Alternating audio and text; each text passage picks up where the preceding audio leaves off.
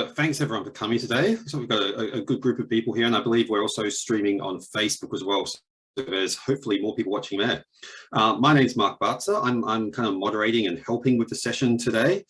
And I guess I've been asked to do this. What I do for a living is I work for myself, and I help Australian companies with e-commerce growth. So I guess I know a fair bit about e-commerce, and part of that is I help a lot of companies enter new markets. So I've got a lot of experience, entering US and Canada and UK and all that sort of stuff. I don't have a lot of experience with helping companies enter Vietnam. So basically, I'm here to ask the questions that hopefully you guys also have to learn how to grow.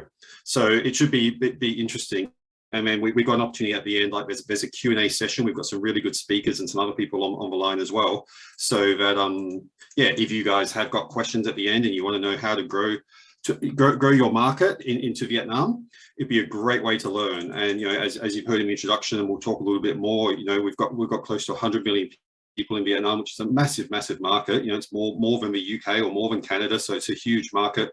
And relatively untapped, in my experience, by most Australian companies, particularly in the e-commerce realm.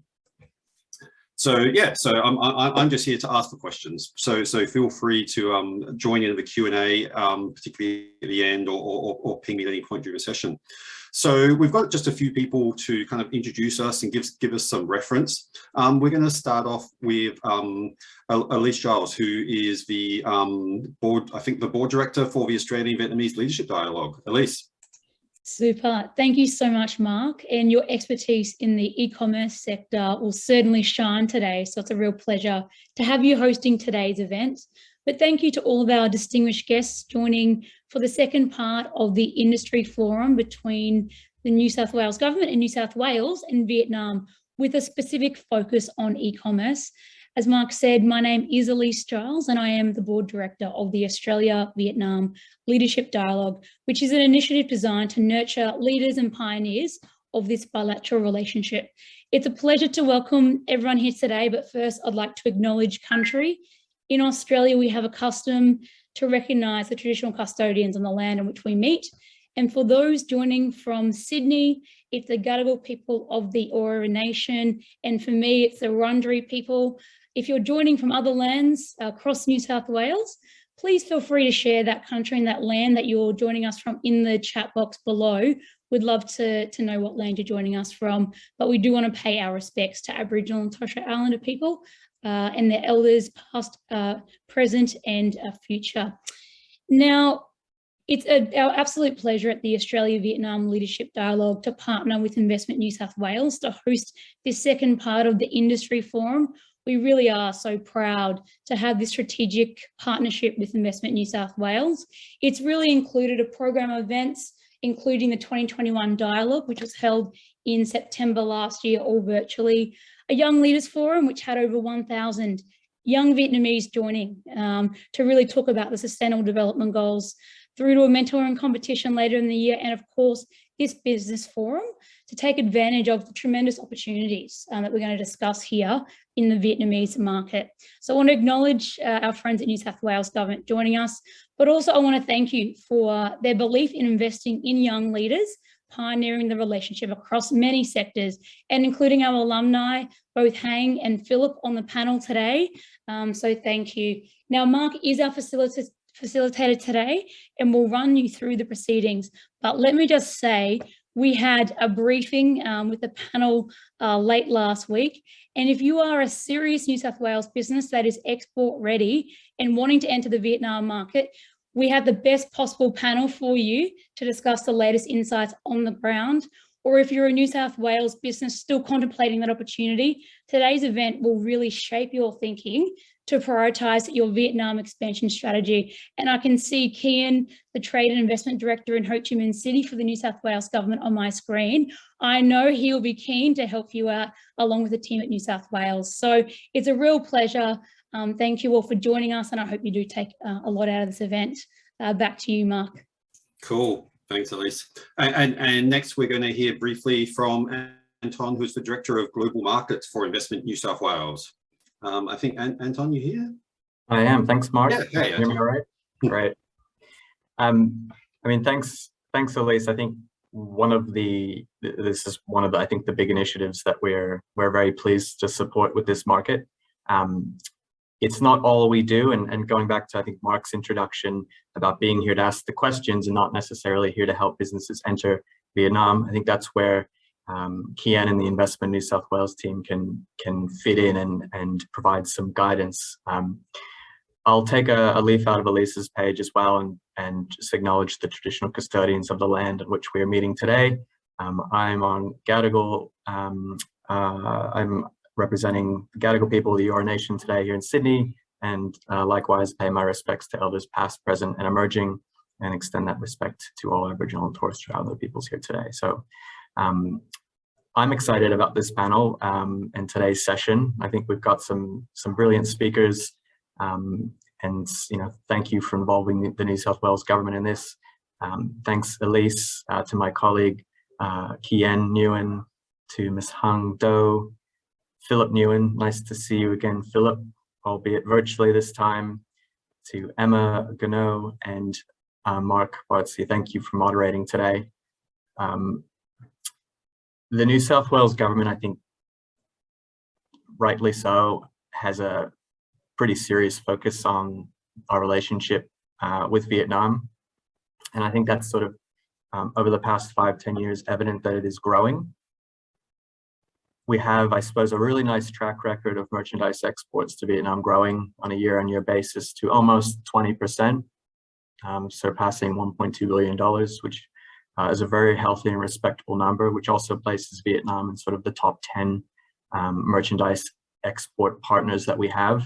So if you look at things that New South Wales is good at producing, everything from soaps and cleansers through to non-alcoholic beverages and perfumery and cosmetics, there's significant demand in this important market for a lot of the content that and products New South Wales is producing. And I think it signals exciting opportunities for New South Wales products for those that aren't mentioned.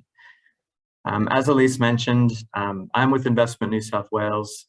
We're part of a bigger department, but basically our role is to support businesses capitalize on the opportunities in markets. Some of these are markets you may have considered, and some of them are markets you may not have considered. You're obviously all here today, given the importance of the Vietnam market.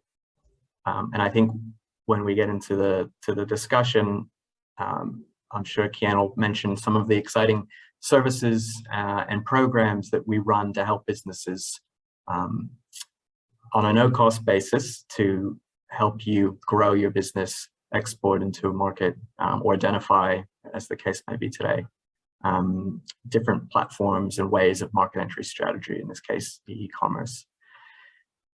As well as having programs and services and various initiatives that Sydney runs, we're also, I guess, recognizing the importance of being in country. The only way we are going to get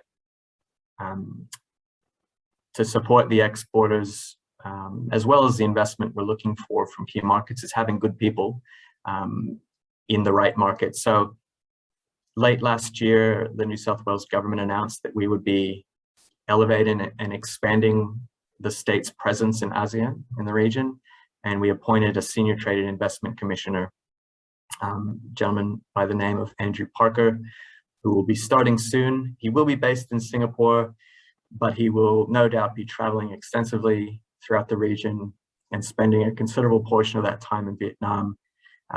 You've obviously got Kian, who you'll hear from shortly, who's the New South Wales Trade and Investment Director, who is on the ground there, providing insights, connecting you to the right businesses, partners, and helping you succeed. One of the programs I think that's worth calling out before I hand back is our Going Global program. So basically, this is a curated series of activities where we select really high growth companies that are serious about entering a market, that have more or less the funds dedicated to enter a market, but not necessarily sure on the right place to start. We align these Going Global programs based on sectors and markets of where demand is located. So for this year, we are working on various programs to Vietnam, including food and non-alcoholic beverages, water management. We've also run programs in the tech and education space. You'll essentially have there an opportunity to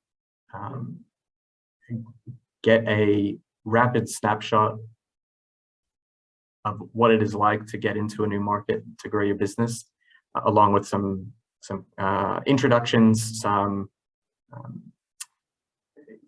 key information that you might need to build your business case to make the argument for getting into a market. And I think we look to partners to help recruit for this program. We've got some pretty ambitious targets, and we want to support more exporters. And these programs are a great way to do that. So, aside from the Going Global program, I think one of the ways that we are keen to further our knowledge and our relationships with Vietnam is through strategic relationships, like sponsoring the AVYLD. We've been a lead sponsor and strategic partner since the AVLD since its inception in 2017. And I think today, as Elise mentioned, we had a great session last week, and we're happy to build on that today. So I might stop there. Please feel free to reach out to any of the Investment New South Wales team, both in New South Wales or offshore in Kien, and I'll hand back to you, Mark. But thanks for today. Sure, thank you, Anton. And last but certainly not least, we have Kien, who also from Investment New South Wales, who I believe is on the ground in Vietnam. So, and then we'll be hearing from our panel and get into the real meat. So Kien, hey.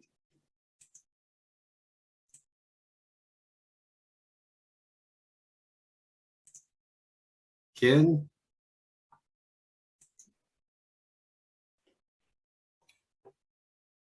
Hello everyone.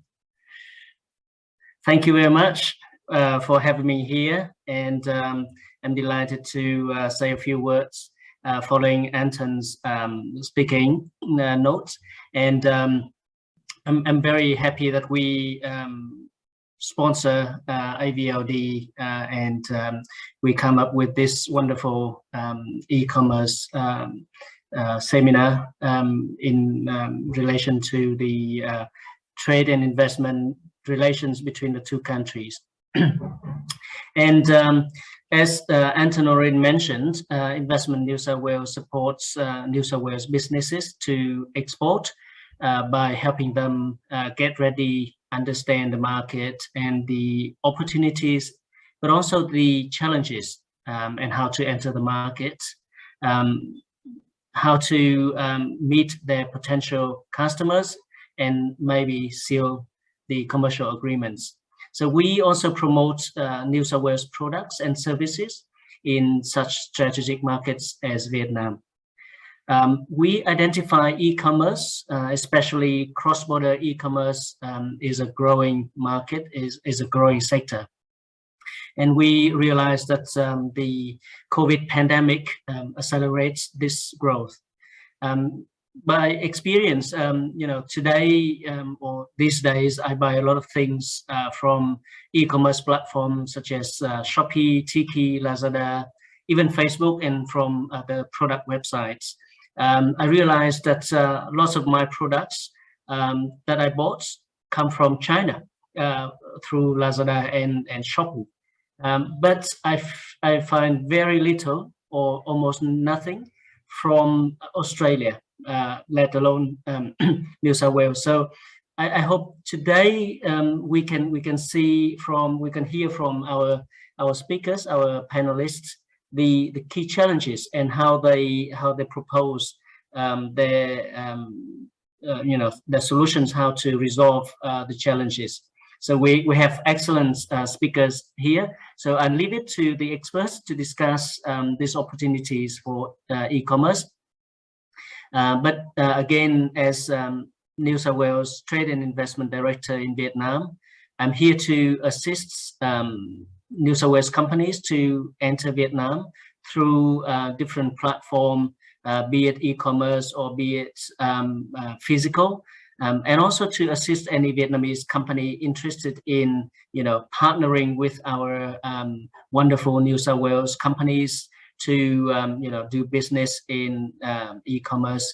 Then I'm here, so you can rely on us. So thank you very much for your attention. Thanks, Kian. And we're off to the panel now. So I'm not going to attempt to do a proper introduction for the panelists. I'm going to let them introduce themselves. And oh, here we go. We've got a great slide up there. So you can see who our panelists are. So I'm going to ask each of the three of them just to give a very brief introduction and kind of give people an understanding of their role in Vietnamese e-commerce and I guess their particular areas of skills and expertise, because we've got quite a diverse panel with expertise in different areas. So Hang, I might throw it to you first. If you just do a brief intro and talk about your areas of expertise and your role in the e-commerce landscape. Thanks, Mark. Thanks, everyone. Glad to be here this morning. I'm Hung. I'm in the executive team of S-Commerce. We are Vietnam's leading logistics platform that focus on e-commerce logistics. So we service about more than 100,000 merchants, and our service range from nationwide delivery within 2 days to intercity instant delivery within 30 minutes. So everything that you need to know about e-commerce infrastructure in Vietnam, you can come to me, and I love to share all the experience that I have on the ground. We work with the big e-commerce platforms like Kian mentioned before, Shopee, Lazada, Tiki, Sendo, and then we also work with thousands of SME merchants that sells on Facebook, Instagram, and their own website, and that's a big thriving segment in Vietnam e-commerce landscape as well. As Elise introduced in the beginning, I'm a member in the inaugural Australia-Vietnam Young Leadership Dialogue in 2017, and I'm just very happy to be here again this morning. Cool, thank you. And Emma, I might throw to you now. Sure, well, thank you so much for having me today. So my name is Emmanuelle Gounod. I go by Emma. And I've been lucky to work in e-commerce and tech for the past 10+ years across 3 continents. So namely with Amazon in Europe and Lazada in Malaysia, one of the major marketplace platforms in Southeast Asia, where I was head of the electronics categories and worked on a number of integration projects following the initial investment from Alibaba. And now I'm currently CEO of Intrepid Vietnam. Intrepid is a leading enabler in the region, and we support brands who want to win online. And we do that by supporting them across all, I would say, offering full service store management across channels. So that's their marketplace business, Lazada, Shopee, Tiki, as well as other platforms. Supporting them on social commerce as well, and offering a number of services for their own websites. In parallel, we're a full stack digital marketing agency. So we support brands on their digital marketing objectives across the entire funnel, from awareness and consideration to conversion at the point of sale. We also provide a number of data and insights services where we can provide brands with more market and competitive insights so they can make more informed decisions on how to win online in Vietnam and across the region. Yeah, wow, it's an amazing offering you have there. I'm sure of value to many of the people who are watching today. And last but definitely not least is the very insightful Philip. If you can give us a quick overview of your role in e-com. I think you're muted at the moment, Philip. Good morning, everyone. Just as like Hang, I am an alumnus of AVYLD 2017 that was hosted in Sydney first, and that was exciting to be part of, and it's good to be part of the panelists here. I am the Vice President of IPP Group and CEO of IPP Travel Retail. Our group has been in Vietnam since 1984. Our knowledge has been always in brick and mortar. So like everyone, I myself are learning about e-commerce also in terms of transitioning from close to 600 brick and mortar locations. We manage exclusively brands such as Nike, Gap, Calvin Klein, Rolex, Burberry, Cartier. We also do F&B, Popeye's Chicken, Burger King, Domino's Pizza. Our group, we are transitioning into the future, which is e-commerce. But at the same time, we've identified opportunities in terms of licenses that have not been activated in Vietnam, and that is the cross-border e-commerce licensing and also air freighter. We've been granted the first dedicated freighter in Vietnam, which will be servicing Australia and Vietnam in the near future.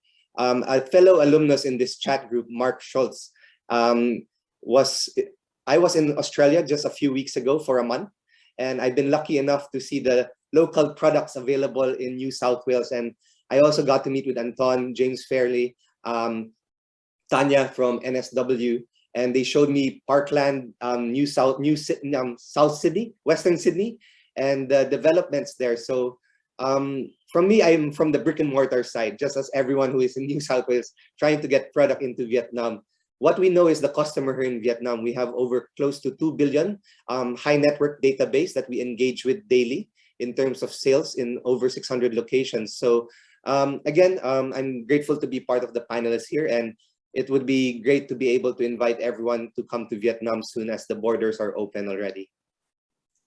I'd love to come over and say hi, Philip. Anytime. So it seems such an amazing country to visit. So Hang, I'm going to ask the first question to you, but Philip or Emma, feel free to jump in at any time. So can you just kind of give us an overview of how has the Vietnamese e-com landscape changed over the last kind of 5 or so years? I mean, obviously the last 2 years over COVID, we've seen some big changes, but what we were seeing pre and post COVID as well. Sure, Mark. For the past 5 years, it just happens to be the past 5 years that I've been with e-commerce logistics, and we have been very lucky to see a double-digit growth annual. People talk about 60%, but in the market, I have seen 70%. Sometimes some companies experience 100% annual growth in Vietnam in e-commerce segment. So just think about the scale. Just think about 100 million customers, and just think about that growth. And we've been very lucky just riding on that wave and to see how the e-commerce landscapes basically transforms for the past 5 years. And obviously, this is thanks to fast digitalization, the deep internet mobile penetration, rising income, growing middle class on the backdrop of very favorable macro conditions. And I invite you all to check out the Google Temasek Internet Report. They publish like an annual report to cover the internet landscape in Southeast Asia, and you'll be able to fact check some of these numbers and kind of convince yourself how the macro conditions and the consumer landscapes is very ripe for new merchants from other developed markets like Australia to come into Southeast Asia and especially Vietnam.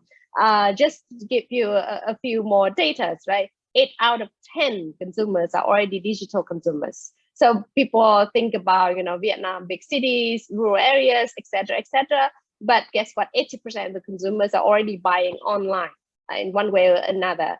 Interestingly, shopping malls never quite take off in Vietnam, and Philip can talk a lot about this. And consumers basically go directly online. They start with very cheap items, but then they also start buying, air tickets and more daily items in Vietnam. And you'll be able to see, various formats of new e-commerce business models being rolled out in Vietnam recently. Also with, the pouring investment in many of these sectors. COVID is obviously a very special event that helps accelerate digital economy in Vietnam. We talk about digital payment, delivery, especially food delivery or e-commerce. And in the big cities now, Hanoi and Ho Chi Minh City, you'll be surprised to see that every single retail shop or every single restaurant would offer delivery service. This, I guess, would come as a surprise to a lot of Australian merchants.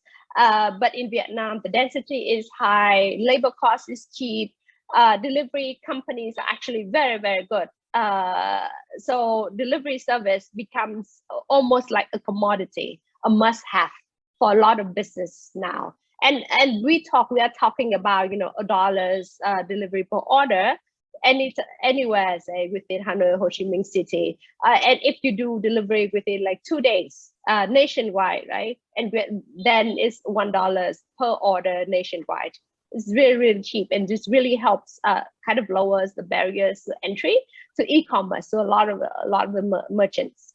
Another point to note on the e-commerce landscape in Vietnam is that the areas where e-commerce thrive are not only restricted to the big cities of Hanoi and Ho Chi Minh. You'll be surprised to find your consumers from other tier 2, tier 3 cities as well. Mekong Delta, Thanh Hóa, Nghệ An in the north, many of these places. Just a sign that shows the consumption power is there. Logistic and infrastructures are ready. Even payment is a lot more ready now after 5 years, and consumers are a lot more open to these e-commerce channels. And in Vietnam, exactly because of our entrepreneurial spirit, and we have about 60% of the market actually social sellers. So the smaller merchants in all over Vietnam, again, not just Hanoi and Ho Chi Minh cities, that sell online and that master their online sales. So this, you know, gives you, basically you should think about these all other social channels when you come to Vietnam as well, and don't underestimate your consumers out of the big cities. And finally, my kind of prospect for the future is that Vietnam e-commerce landscape will continue to see big investments, not only in the established platforms like Shopee and Lazada. Those, they already commit very long-term investment in Vietnam market. But we also see, you know, the likes of Intrepid, the like of, you know, Tiki, which is rumored to go public very soon, and a lot of other e-commerce platforms that just continue to invest to grow the total e-commerce landscape in Vietnam. So the market is ready. You know, it's your turn to just grab this opportunity. Yeah, wow. I mean, it sounds like it's a really exciting time. I mean, probably great for you personally, you know, in the business you're in, but it's also a great opportunity for people wanting to enter the market right now. It sounds like there's a lot of new customers coming to market and a lot of opportunity, which is untapped, particularly by New South Wales companies from what you're saying. So that's pretty exciting. I'm going to throw a question to you now, Emma, although we were chatting about this earlier, so I'd love to hear your thoughts if you've got anything additional to it. So where are you seeing the demand in e-commerce? Because, you know, my understanding is the demographic in Vietnam is changing, and, you know, the middle class is growing, the wealthier classes are growing, and the whole country is kind of improving. So what sort of areas are you seeing do well there, and do you see that changing? Is that market shifting, that balance shifting? So maybe to comment a little bit also on the market at large, right? And thank you so much, Hang, for the great and thorough introduction. So just to also put it in perspective for people who are looking at the overall region. So in 2021, we're talking about an e-commerce market in Vietnam of $21 billion, right? That grew more than 50% year on year. By 2025, we're expecting the market to be $57 billion. So it's so no matter what you're doing in e-commerce, it will grow, and there is a lot to do across categories, across channels. Of course, some areas are growing even faster than others. I would say, like, some of the things that have also helped to really drive that growth indeed have been some of the transformations around payment. So Vietnam has historically been very big on cash on delivery, and that is something that is changing now. And COVID has obviously helped to transform that too. So now we see that over like about 99% of merchants will accept digital payments. More than 50% of online purchasers have used digital wallets, and we even see the rise of new models such as buy now, pay later, and things like that. we see also that the way of shopping has changed. So compared to some models we can see overseas, which are very similar to a department store where we look for affordable assortment at the best price possible. In Vietnam, we see really a convergence of social media and transactions, where people are looking for to make that transaction, to get a good at the best price possible, but they're also looking to engage with sellers and brands. We see that, for instance, the marketplaces in Vietnam are putting on a lot of entertainment gimmicks, right? So when we talk about that drumbeat of campaigns that's recurring, you have super shows, you have mini games, you have live streams all the time. We have a lot of influencers, whether that's macro influencers or micro influencers, and so in many ways the marketplace platforms themselves are replicating some of the mechanics that we see on social media. And for social channels, social media is also social commerce also growing very fast in Vietnam. So we have over 66 million Facebook users in Vietnam. So Facebook stores are growing fast. TikTok is launching shops as well now in Vietnam. With a young population, we expect that there will be a lot of demand also moving to that channel. When we talk about specific categories of goods, I think we know the emergence and the rise of the middle class. We've seen, of course, a lot of demand around electronics, appliances, and that's often where e-commerce starts, right, in many markets.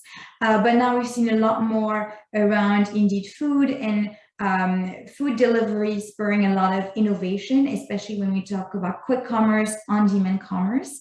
That has helped to set the right infrastructure for then other categories to be able to leverage those mechanics. We also see the rise of conversational commerce, right, where chat in Vietnam is really important for consumers to get more information about products and just even buy and engage that way. So a lot of people buy through WhatsApp, through Zalo, which is actually the very big messaging app in Vietnam. And then so in terms of categories, we're really seeing a shift to everyday products. So we talked about food, but there's also a lot around beauty, for instance, and especially within beauty, skincare, hair care, body care are fast-growing categories, growing double digits on the platforms, for instance, year on year. And there's probably a great opportunity for Australian brands that have a very compelling story. We see a big appetite for brands that have a promise around quality and a compelling narrative around natural ingredients, for instance. So we've seen a very fast growth in that segment. Same thing when you talk about food supplements, vitamins. This is an area where the Vietnamese consumer is very eager to discover new brands that they can trust and that have that guarantee around safety and quality. So certainly a big opportunity for businesses from Australia to play in that area. This idea of trust is going to be very important here. Yeah, wow, that's some real amazing insights there. So, you know, just what you said around the focus on kind of natural products and safety and quality, and I certainly know that a lot of Australian companies who have been exporting to China have been focusing on those messages. So it sounds like that might be that experience might be somewhat replicated in Vietnam as well. So that's really interesting. And I was just doing some quick Googling while you're talking, because you said the market was forecast to grow to 57 billion, I think next year. Did you say, Emma? I think it was, or next year too? 2025. So no, give us a few more years. Yeah, okay. But still, that's coming soon. No, that's still very soon. And I was looking, I think I just saw a quick number saying the Australian e-commerce market is expected to be 32 billion by 2024. So kind of almost the same. So basically Vietnam's about the same size now, and it's growing faster. So that's really speaks to the opportunity there. I think it's pretty exciting. and all those opportunities. I guess I'm going to ask a follow-up question there. So you're talking about, and so this is you know, as I said in my introduction, this is my Australian e-commerce expert trying to understand the Vietnamese market. You spoke about, you know, WhatsApp and about, you know, TikTok and about Facebook. And I'm putting you on the spot here. What percentage of people or what percentage of sales are being bought through those kind of newer social channels as opposed to, you know, the traditional marketplaces or the direct e-commerce and that sort of stuff? Where's that balance sitting? Does that make sense? Yes, and you know, and I think it's hard to give you maybe a firm number there, in the sense that this is something that's extremely fast growing, and not all brands and sellers are in the same place in terms of their journey. So we've seen really an acceleration of that trend towards new channels during COVID and the very tough lockdown that we had in Vietnam, where there was a lot of, I would say, DIY e-commerce even, right? Where we had a number of small businesses that historically had not sold online, and we're looking for a way to survive and supply essential goods to the local population. And that's where some of these, you know, Facebook pages or you know, just even the channel to ask question on WhatsApp or Zalo was maybe initially not meant for commerce, but transactions ended up taking place that way, and that is something that we now see continuing beyond the lockdown, even now that things have reopened, where you know, consumers are still very active on those channels and buying actively that way. But I would say today, for a number of brands, the bulk of their business might still be on the traditional marketplaces, because that's where they have invested historically for the past 5+ years, right? So it's hard to have that switch overnight. However, we see that, especially for in the branded segment, top brands are starting to invest a lot more in social channels. To not only, they were already investing a lot there from a marketing perspective, but now also using those channels to convert. Yeah, right. Okay. Yeah, so that makes sense. So those newer channels. Yeah, I mean, I've seen the same in Sydney, my home, where you know, particularly over lockdown, we saw these micro businesses pop up on Facebook and just do these, you know, rudimentary ordering forms. But, you know, some of them were doing really, really well for themselves. But and no doubt over the next year that'll kind of migrate to some of the more traditional platforms. And to some extent, and just to add on that, it was very rudimentary, but now those sellers are putting in place the right technology backbone to make that more sustainable, right? So integrating payments right there, just being able to no longer processing things through the Google form, or just manually taking notes, or you know, bank transfers and so on. So that's the channels are being upgraded, I would say, as things reopen and the trend continues. Yeah, I placed an order last year. It was just a Facebook post which led to a Typeform thing. You just placed for order, and they'd set up, I think, Typeform with some built-in credit card acceptance thing, and that was it. That's how I placed the order, and it was great. Anyway, I'm gonna flip over. I've got a question for you now, Philip. You haven't had anything to say yet. I'm listening to both panelists, and I myself am so, like, that's great data. That's really something I see current. But sorry, Mark, if go ahead, ask your question, and I just wanted to comment on what both Hang and Emmanuel mentioned. But please ask your question. Oh, well, why don't you comment on that first, and then we can go to the question. You know, Australia and Vietnam, we all have different culture, society, and what makes every day. You know, as I was mentioning, a lot of things close early in Australia. In Sydney, 5:30, 6 p.m. I went to Toowoomba, 4:30. Brisbane, and again, the culture is quite different. Vietnam, 24/7. There's always a motorbike, bicycle, a rickshaw, something moving on the street, and that's why, right? They said, how do you cross the street? Blindfolded, or do you run across it? I think you get better chances blindfolded because the motorcycles will dodge you. As again, people have a wrong connotation of what Vietnam is in terms of growth now. before, you know, again, people were looking at Vietnam just got out of the war. But I think for us, we're all now getting out of COVID. And the COVID mentality really, I saw the entrepreneurial spirit of Vietnamese in terms of, let's say, an apartment got locked down, as Emmanuel mentioned, that there would be someone centralizing all of the orders through a Zalo group, and they would buy in bulk, you know, like in China, Pinduoduo.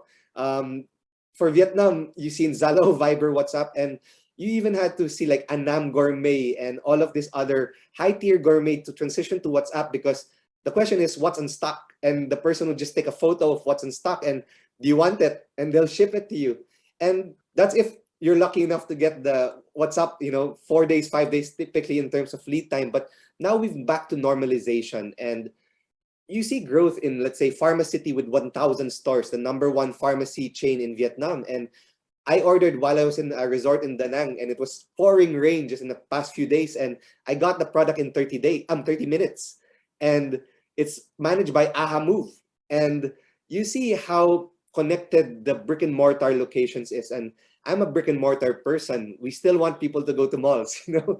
We still want people to enjoy the cinema, the food court, and it's a changing habit. Still, malls have parking, malls have toilets, malls have Wi-Fi, malls have aircon.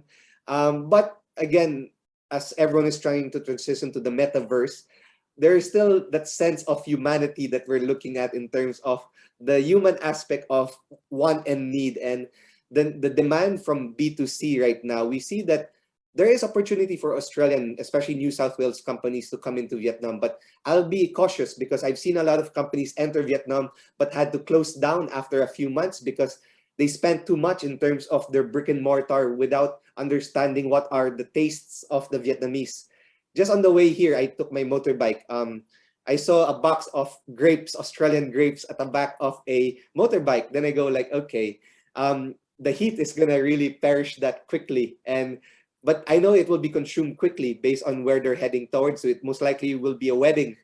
And for us, it's really understanding cultures. I again am learning about B2C, but it's progressive, quantum jumps. I always use that word quantum jump for Vietnam. It's just, you know, look at Hang's business. Their centralization of all of this, Unilever, P&G. There's this one, if they're doing promotions, but it's competitive. Some sites as Gojek, Grab, you could only sustain if you do 50% discount margins on what you're promoting to enter the market. So Philip, yes, so sorry, just to go off, but you were talking about kind of, you know, different cultures, and, you know, I guess that's and different ways of doing business, which is at the I guess the crux almost of what we're talking about. And so, you know, so let's say I'm a New South Wales business, and, you know, I want to set up an e-commerce platform. I want to start selling, you know, e-commerce in Vietnam. What do I do? What's the path to market for me? Typically, you'll have to have a distributor partner here in Vietnam to be able to manage the inbound goods. You know, is it chilled, perishable, frozen? Is it food even? Is it electronics? Is it soap? Is it sea freight, air freight?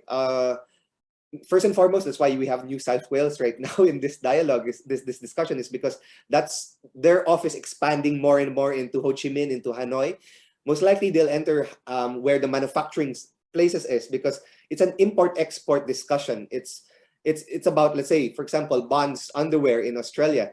They're sending cotton to Vietnam to be manufactured here, and from there, it's being shipped back to Australia. And for us, we're now trying to understand supply chain. Do you, as a New South Wales entity, are producing perishable, frozen? What are you producing? That's the first question. How are you getting it into Vietnam? Sea freight or air freight? Do you have a logistics provider based in Australia? How much are they quoting you? Customs could still be a bit tricky, you know. Knowing really what are the ins and outs of these free trade agreements that Australia has signed in terms of TTP, RCEP. I think there are a lot of, there's an IFAM model in terms of subsidized air freight that is open for Australian companies. But how do you commercialize it? I do believe there's that center now in Sydney that's the think tank to be able to do policy. First and foremost, I say reach out to New South Wales. investment group or all of these other relevant Austrade and other state and federal groups that already know people on the ground. You know, there's a lot of galas and dinners being organized by these groups to connect. And there's a lot of drinking typically because Australians have a lot of wine, and wine is typically sponsored during this event. From there, do your research. I do believe understanding what is your category. Is there a certain niche market? Is there a bigger distribution model? Are you really supposed to be in B2C, or are you more of brick and mortar? I do believe the panelists here today have that experience in terms of brick and mortar versus e-commerce. Once you've identified how to get your goods into Vietnam, how are you managing your goods in Vietnam? Do you have a general manager, operations manager? Is there a fulfillment center and there are a lot of fulfillment centers right now. Maybe you need a representative office.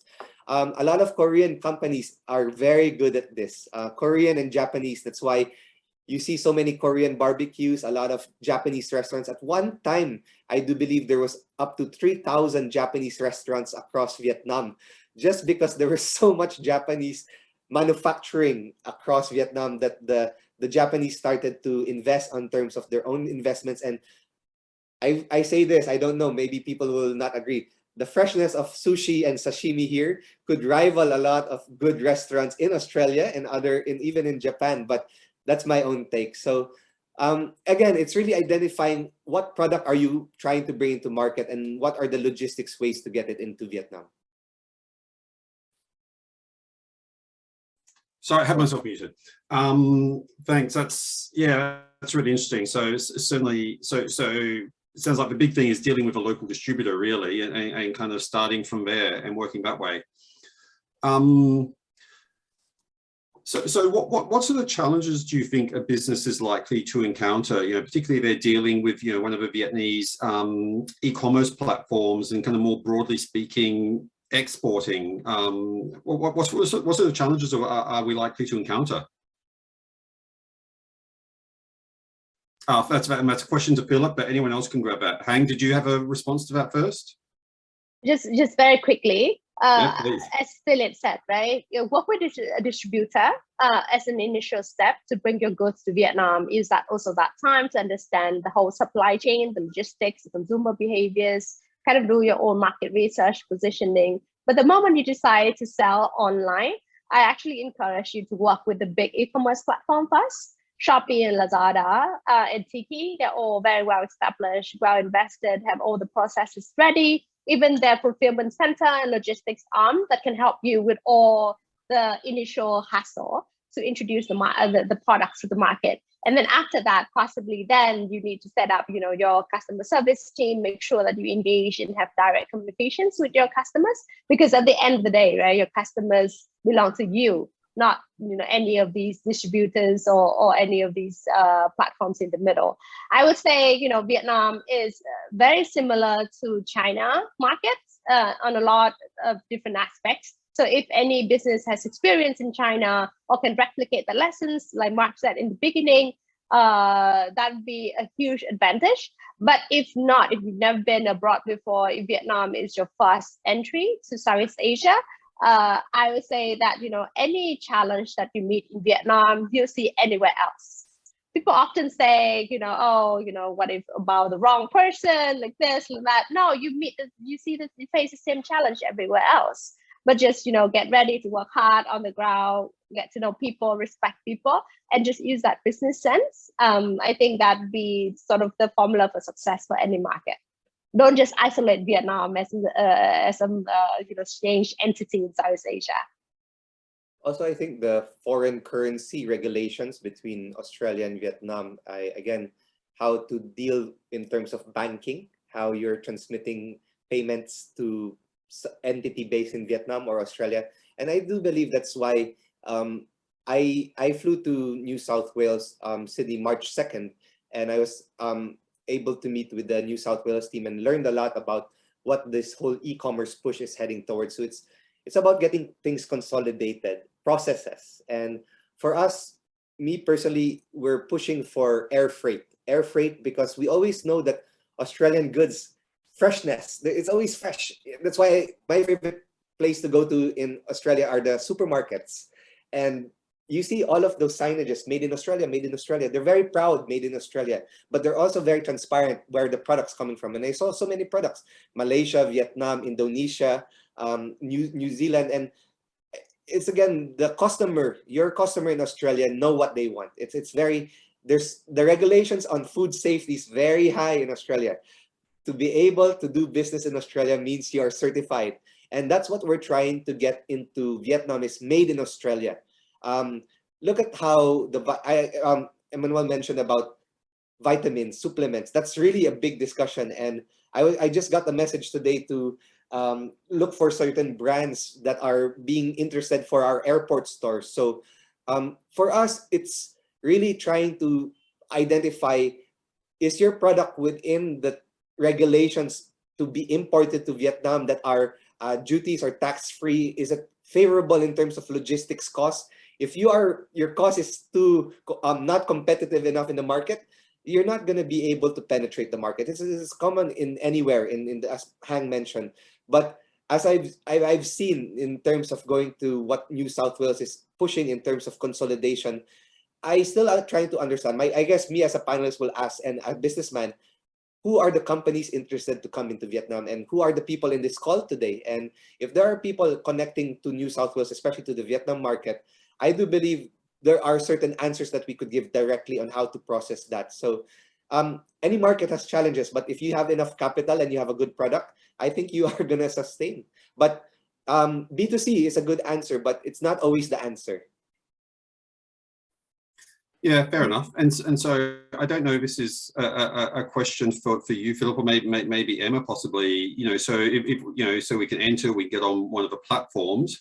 What do we need to do to support them? Do we need marketing budgets? Do we need trade budgets? Do we need local CX or customer experience, or will they handle it for us? Or how does that work? Emma, you seem keen to answer this one. Yeah, so when we talk about tactics, I think it's hard to do from overseas, right, without having a partner on the ground if you don't have an arm in Vietnam. First of all, there are language requirements, right? So in terms of being able to list your products directly to consumers, even on the marketplaces, you need to make sure that you have content translated in Vietnamese, ready for upload. And so when we talk about the very fundamentals, I think that's something that's quite crucial. The other piece is when we talk about CX, there are a lot of expectations around ability to answer consumer questions via chat, for instance. And so that's obviously something that needs to be done in Vietnamese, usually almost around the clock, because as Philip mentioned, Vietnam is always open, and online especially is 24/7. So it helps to have a partner that's trained to do that in a scalable way. Then when we talk about a little bit more the tactics, so it's not just about listing your products and ensuring that they're available, but about ensuring that they get noticed.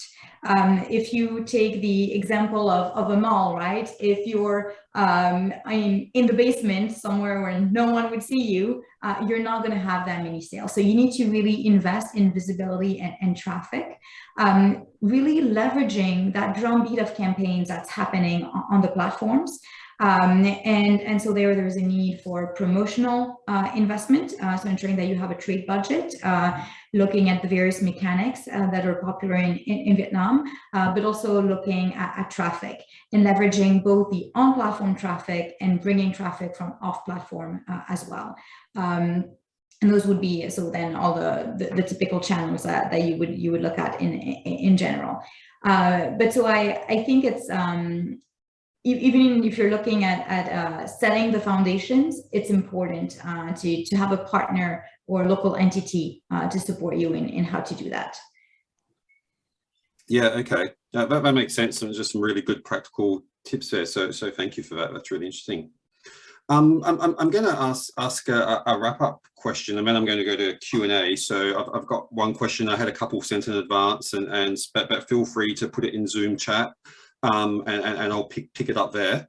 But the last question for all of you, just briefly, how would you describe, the opportunity of Vietnam in e-commerce? Where's the opportunity for a New South Wales business? I'm going to start with Hang, and if you can give us like your kind of quick summary. From my experience with Australia products, with being in the dialogue, the exposure to Australia and New South Wales in general, I would strongly suggest all the New South Wales businesses to actually explore the opportunities to go into Vietnam. As I said in the beginning, we all said, right, rising middle class, all the consumers are getting more savvy. We all want access to very good, high quality products. And that's what Australia does very, very well. That's what is very, very hard to do in all other countries. But I think Australia does product well, does branding and marketing and storytelling very well. So you basically have 2 out of 3 or 4 factors that can help you to success. And on the top of that, right, you need to acknowledge that in Vietnam, there are thousands of alumni who graduated from Australia universities who have already that connection to Australia and would always be willing and ready, to work with Australian businesses. That is actually a very surprising data for me, that, Australian alumni from Australian universities are actually the most active group among all the tech companies in Southeast Asia, more active than the UK or the US alumni group. So take advantage of that network as well. So you have all the factors or the criteria out there. Just kind of put them together, have the courage, go explore the market. Vietnam is a wonderful place to be, and start selling. The revenue will come. Yeah, cool. Emmanuel, I'll flick to you to grab that answer. Give a summary of the e-commerce opportunity. Yes, I would say the opportunity is huge, but I would agree with Hang that it's really about Australia as an amazing brand, right? And that made in Australia is really a great advantage for businesses from New South Wales. I think maybe it's important to be focused. It's hard to be fragmented across all the opportunities, all the platforms, all the channels. So start somewhere and then just go deep. So invest in setting the fundamentals and then building your brand in Vietnam. But maybe pick 1 or 2 channels first and build from that, rather than fragmenting yourself and spreading yourself too thin. Yeah, cool. No, that makes sense and kind of speaks true to my experience. And Philip, I think for hearing all of these challenges and opportunities, it starts with setting up the infrastructure in New South Wales. I think you have many students, you have many other Vietnamese that are also based in Australia. If the language barriers are the biggest challenges that Australian entities want to face in listing on a Tiki, Shopee, Lazada, maybe there's a way for us to answer that coming from port of origin. We have already experts and movers already based in Vietnam. That's why we're having this dialogue. But I think we're missing those parts of how do the people from Australia set up in Australia to be able to get into Vietnam.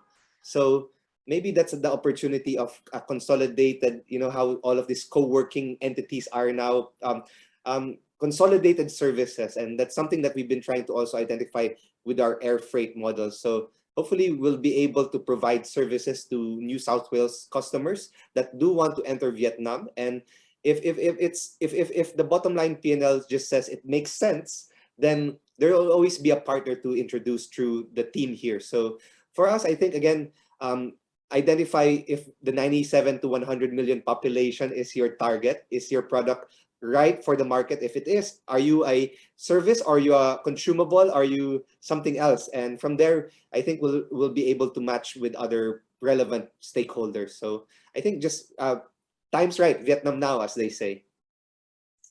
Yeah, cool, interesting. Okay. Anyway, we've got a few questions coming in, but please feel free to send them. First question, I think this might be for you, Hang, but if anyone else wants to grab it, please do. So first question from, sorry, I'm butchering this name, from Jiang.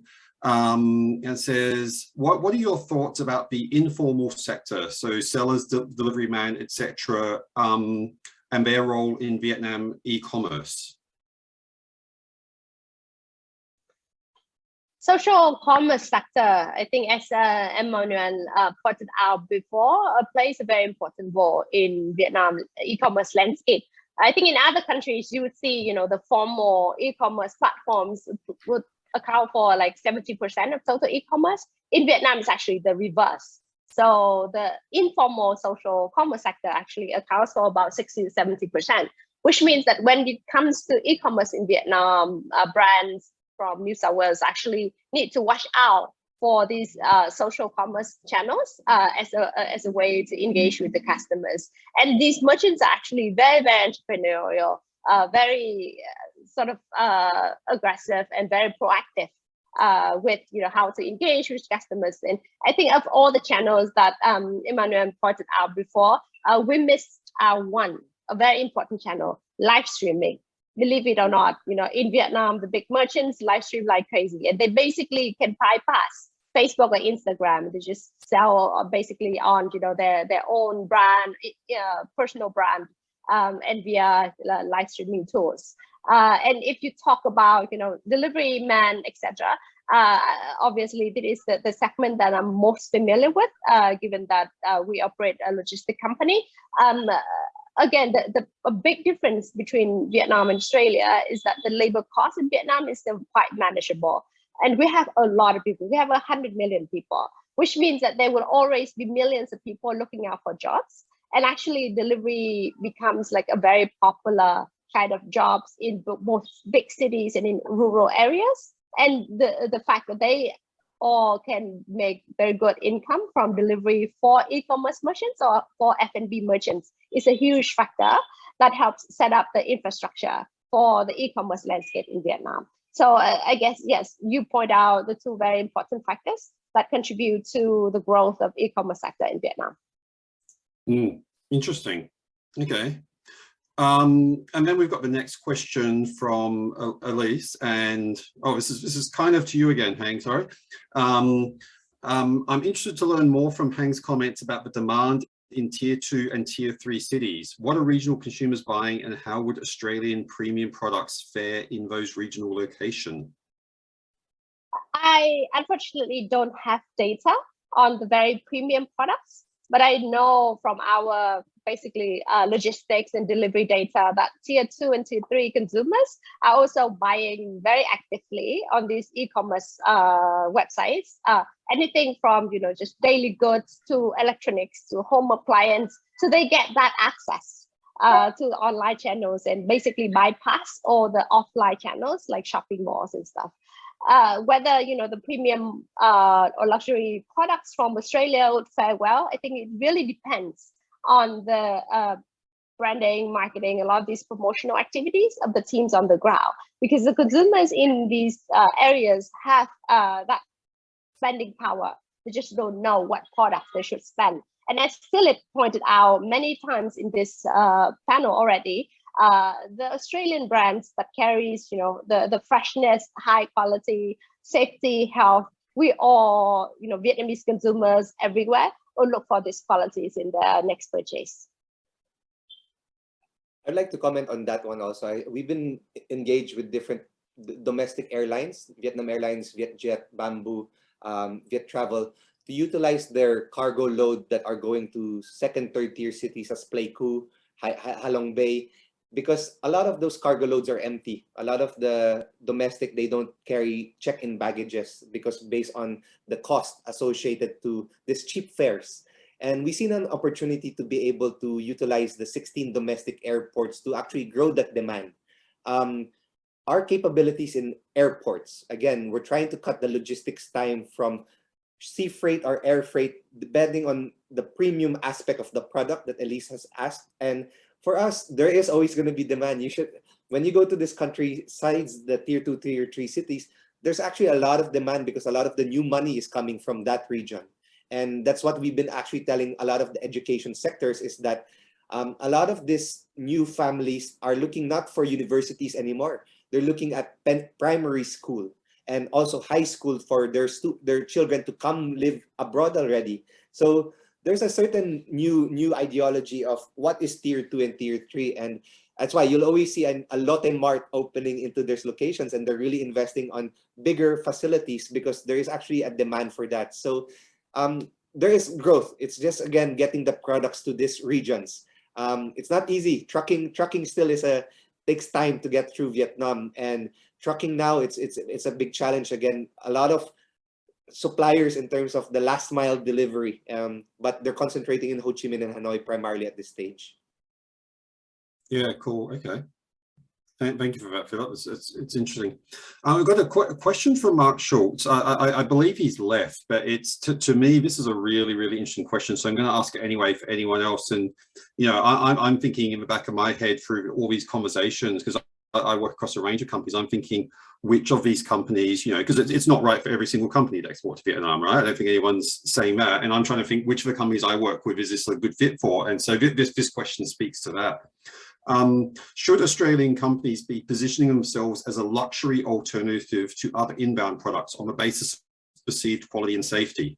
Our prices may be relatively high, but compensating for that based on the premium nature of a product seems like the right solution.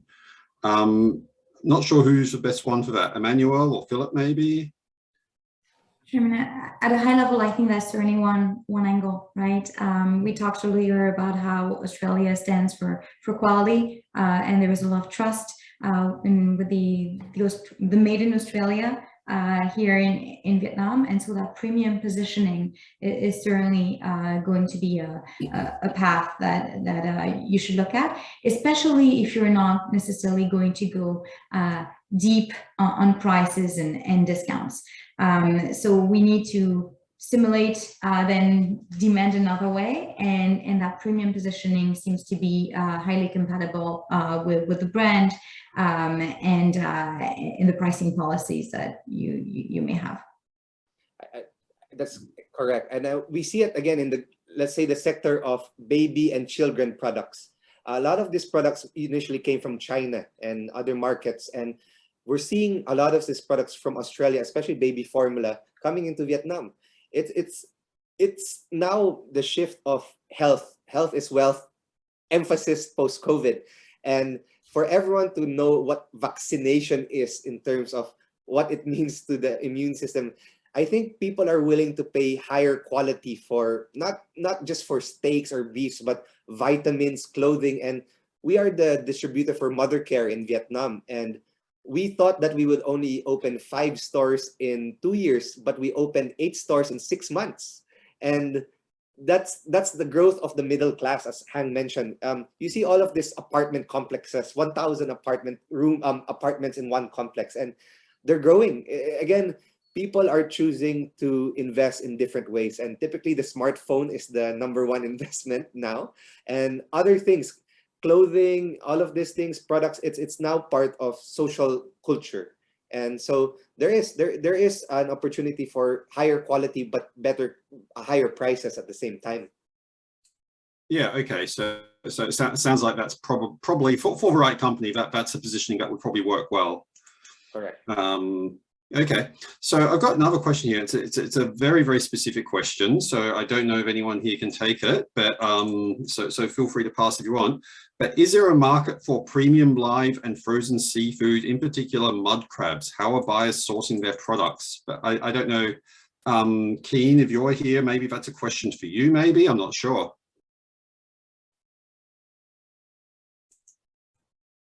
Hi, Mark. I'm here.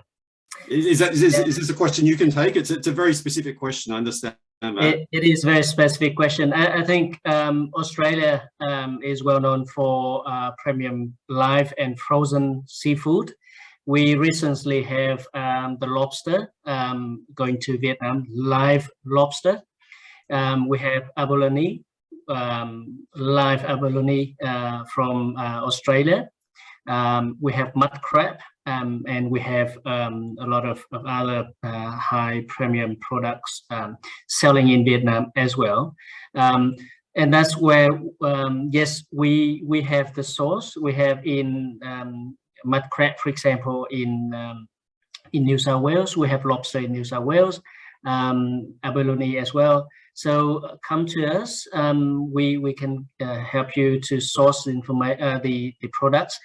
Whether or not it is there is a market in Vietnam, yes, obviously people are looking for high premium products in terms of seafood as well. There are HoReCa outlets that can consume that. So the other question that Mark Schulz asked was about, whether or not the premium product has a place in the Vietnamese market. This very morning, I talked to an exporter from New South Wales who want to export premium juice and drinks to Vietnam. And I'm connecting with an importer here in Vietnam, and she says that there is a market. There is a very good market as long as there is a good market entry strategy. Not just about the pricing, but also the marketing strategy. So answering Mark's question and the question from Jessica, Angel. So I think both question is yes. Cool. Okay, I've got another question for you here while we've got you. It's a specific question, but it's an interesting one though. I'm in Vietnam and currently seeking manufacturers in Australia who are interested in exporting to Vietnam or producing OEM products. How can I go about sourcing suppliers? Okay, so seeking manufacturers in Australia.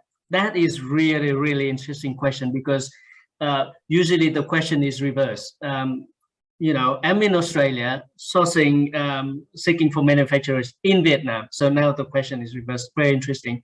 Yes, we do have high quality manufacturers in New South Wales. Philip, you visit New South Wales, a manufacturer.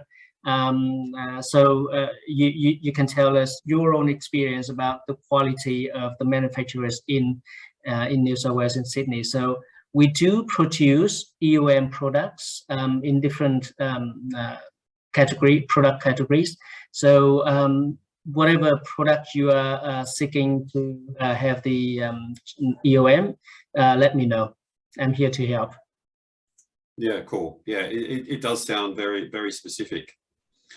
Okay, another question from Angel Nguyen.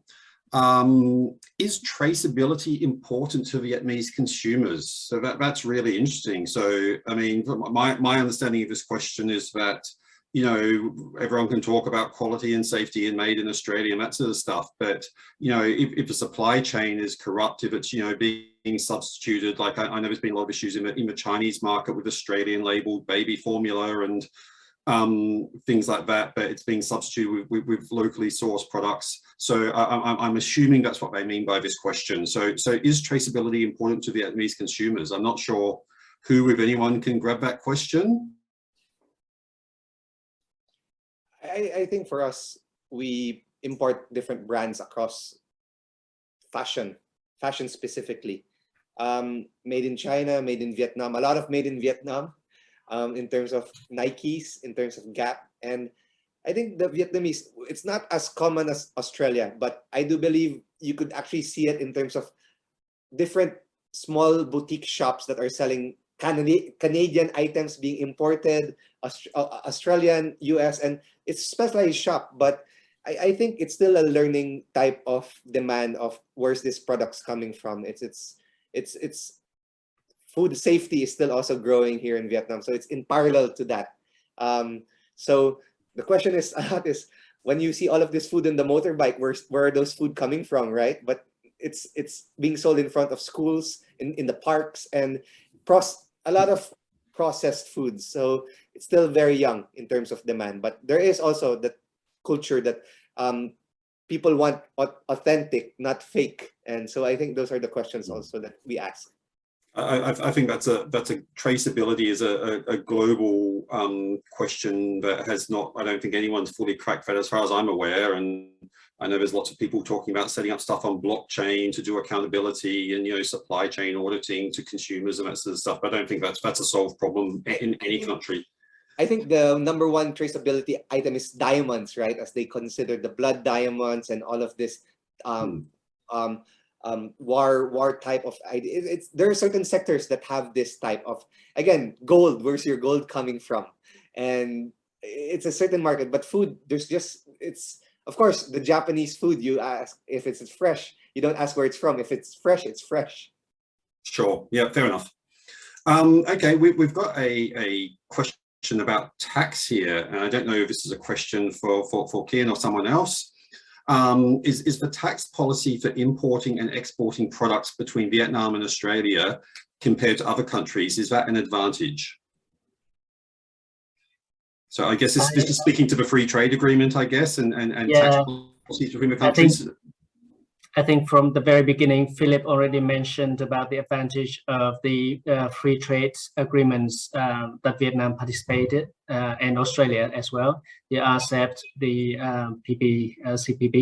And I think there is already a lot of tax advantage between the two countries. So we can advise more on that particular for particular products as well. Yeah, okay, yeah, it does feel like a very specific question. And for Angel, who asked about seafood earlier, just have a look in the chat that there's some questions there.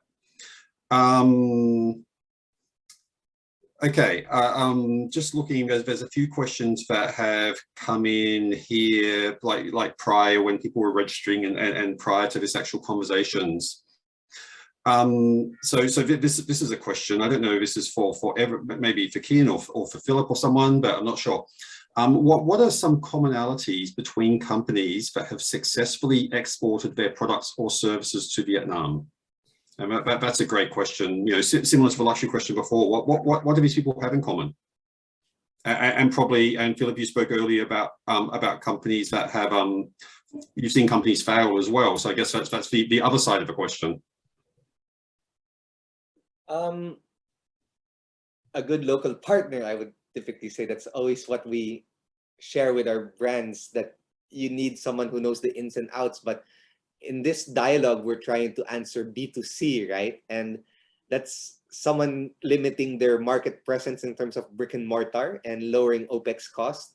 So I think, again, everyone that has something in common is a good supply chain. They get their products or services across Vietnam. And I've seen some brands that entered market quickly and really blew up. It's just because a lot of Vietnamese who have traveled in Australia are demanding this type of product. So I would say now engagement with the right avenues, which is, I would say, New South Wales, since this is their talking point. So I do believe that's what New South Wales is trying to address is, okay, you don't need to try to guess anymore on how to try to enter Vietnam. And we want to apply this commonality that we have seen across all successful partners, is that we've connected them to the right partner. So that would be the best way, is to first come to Vietnam if you have not and see the market and try to network. There's a lot of networking events, not just for Australia. Australia joins so many other networking events that are really good ways to connect.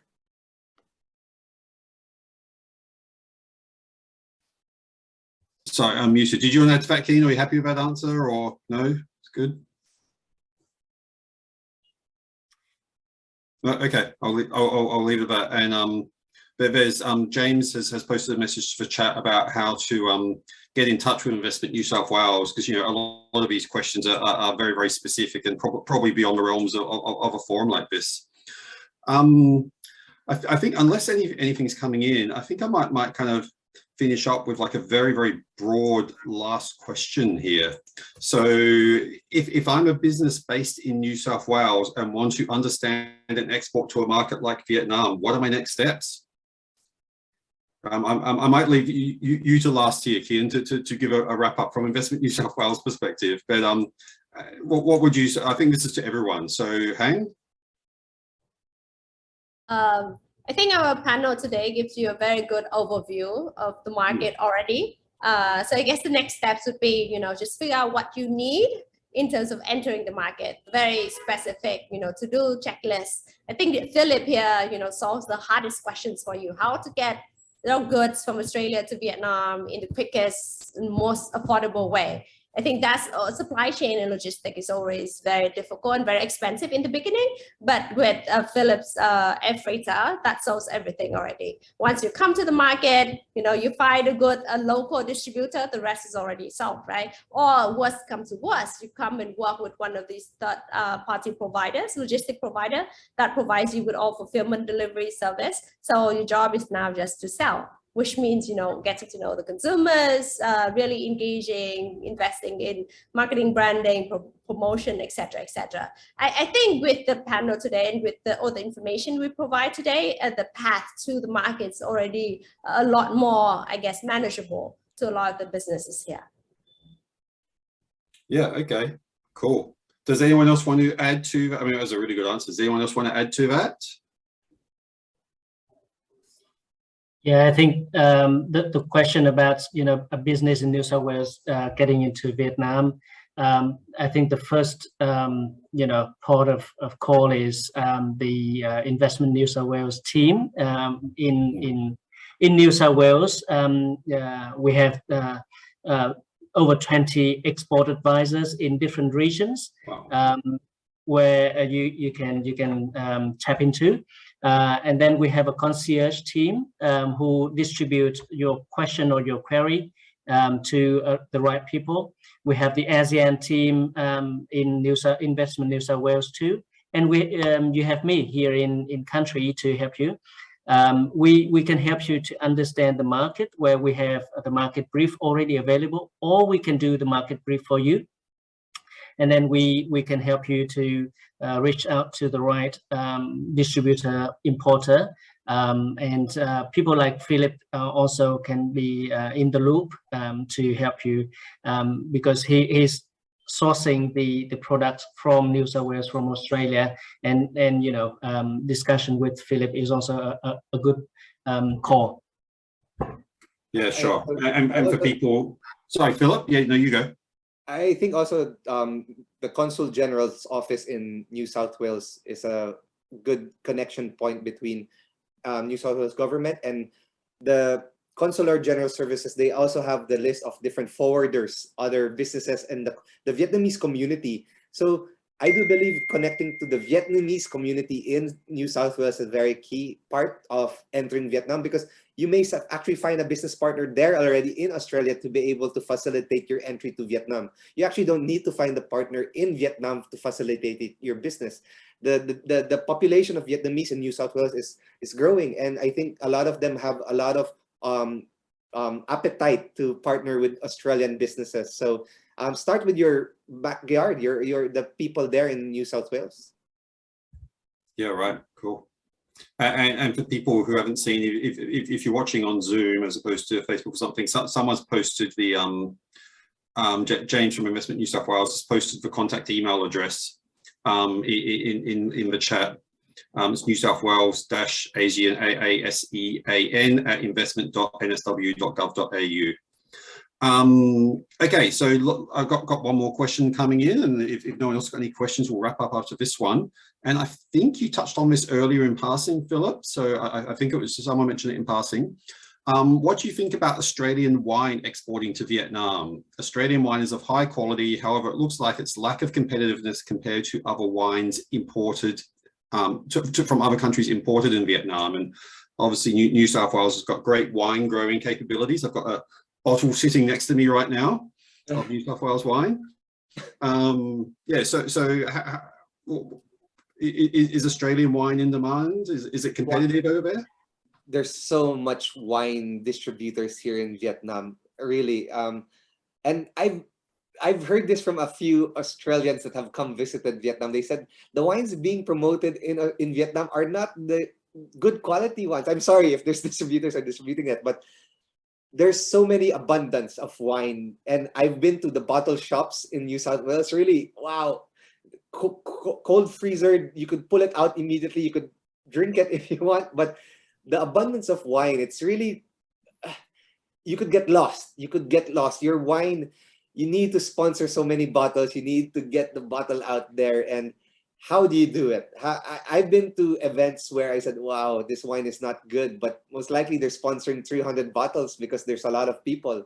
And it's costly. It's costly. So wine is wine. There will always be a market for wine. As long as, again, your product is good and the price points are good, you have a way to penetrate. There's a lot of distributors here. There's a lot of distributors. But maybe I would suggest, again, connecting with, I've noticed a lot of the general managers for hotels, 5-star resorts in Da Nang, in Nha Trang, in Phu Quoc, in Hanoi, in Ho Chi Minh are Australian. Penetrating the hospitality in terms of providing wine to that's a good market. I believe the hotels are, sometimes you come in, you're a VIP, you get a free bottle of wine.